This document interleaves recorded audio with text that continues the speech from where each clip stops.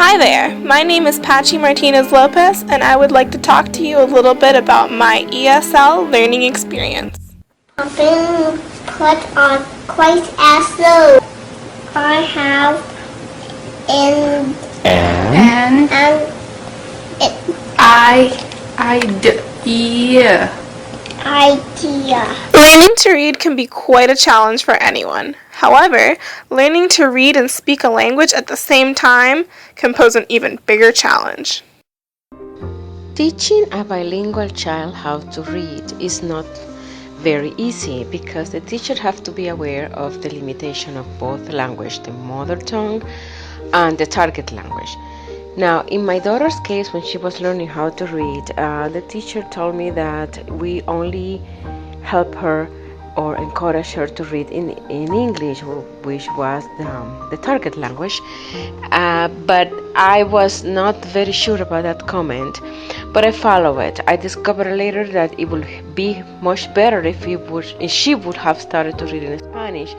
So many teachers have different approach, following different theories about teaching bilingual children.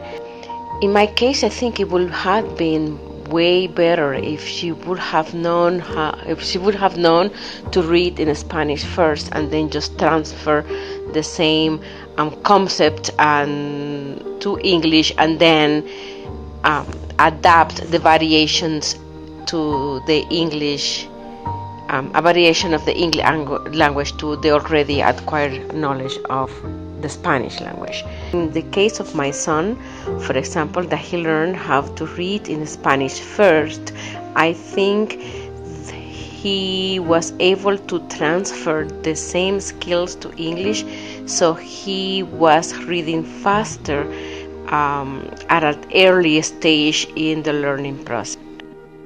Before I entered kindergarten in America, I had spent the past 3 years of my life living in the Dominican Republic. Here I spoke Spanish every day until the point that I had forgotten all but a few words in English. My mother would always tell me to try and speak English while we were at home so that I wouldn't forget it. Now it's exactly the opposite.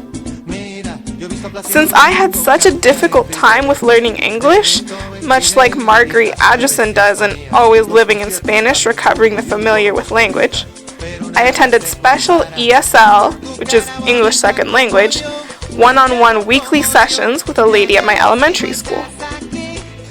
This lady, Mrs. Wright, ironically, yes, this was her name, would sit down with me and maybe 1 or 2 other students and practice reading out loud and writing parts of small stories.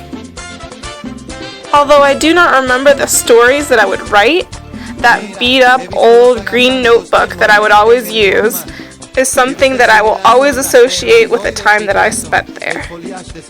Mrs. Wright was what you would call one of my literacy sponsors. She dedicated her time to help my reading and writing skills at least once a week for almost 2 years. Even with all this extra help, knowing that my reading and writing skills were not up to par with those of my classmates was a big struggle for me. For some reason, I felt the compelling need to compare myself to everyone around me. I would always see others writing or hear their reading and just ponder as to why mine wasn't quite as good. The person that I would compare myself the most to was my brother.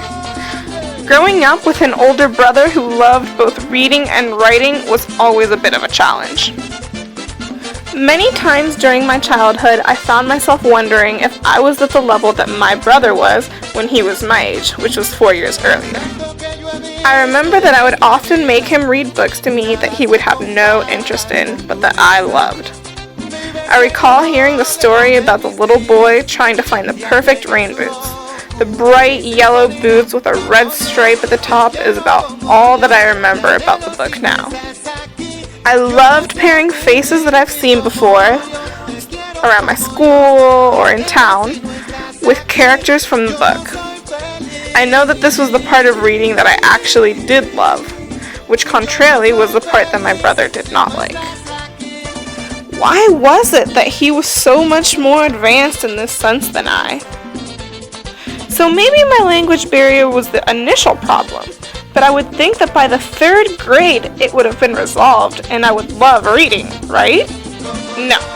I hated reading for class, I hated reading for myself, I hated being told what to write, and I most of all hated reading out loud.